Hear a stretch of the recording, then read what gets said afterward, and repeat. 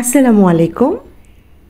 আজকে নিয়ে এলাম আরেকটি মজার ডেজার্ট, যেটা তৈরি করতে জাস্ট দুইটি উপকরণ লাগবে আর লাগবে কিছু ট্রিক্স ফলো করা। সো ভিডিওটা স্কিপ না করে পুরোটা দেখার অনুরোধ রইল। এই রেসিপিটি করার জন্য লাগছে 1 লিটার দুধ। আমি একটি প্যানে 1 লিটার দুধ নিয়ে নিয়েছি। দুধটাকে এখন আমি জাল করে নিব। আমি হাই হিটে অনবরত নাড়তে নাড়তে দুধটাকে জাল করে নিচ্ছি। এরকম নাড়তে নাড়তে দেখা যাবে যে দুধে বলক চলে এসেছে।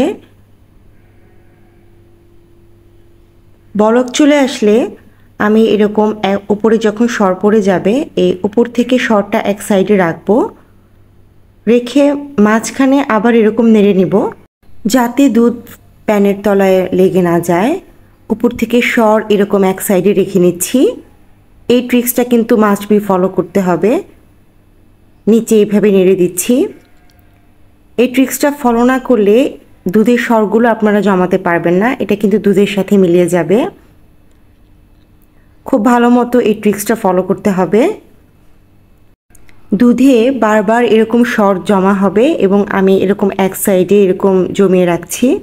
দেখতেই পাচ্ছেন দুধ জাল করতে করতে দুধ কিন্তু অনেকাংশেই কমে গেছে এবং দুধটা ঘন হয়ে আসছে।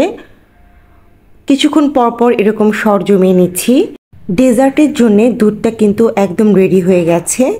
এখন নেক্সট স্টেপে আমি কিছু চপ করা ড্রাই ফ্রুটস দিয়ে দিচ্ছি, নেড়ে চেড়ে মিশিয়ে নিচ্ছি। এখন এখানে অ্যাড করব হাফ চা চামচের মতো কার্ডামন পাউডার, এলাচের গুঁড়ো। দিয়ে দিচ্ছি 3 টেবিল স্পুন চিনি।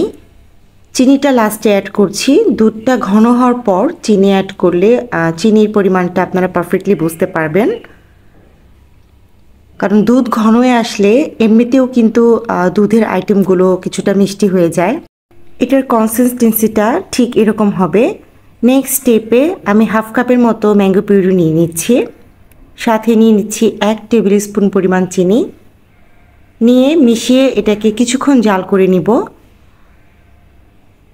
অনবরত নাড়তে হবে, আদারওয়াইজ এটা কিন্তু পাতিলের নিচে বসে যাবে, লেগে যাবে। এটা এখন ডান হয়ে গেছে।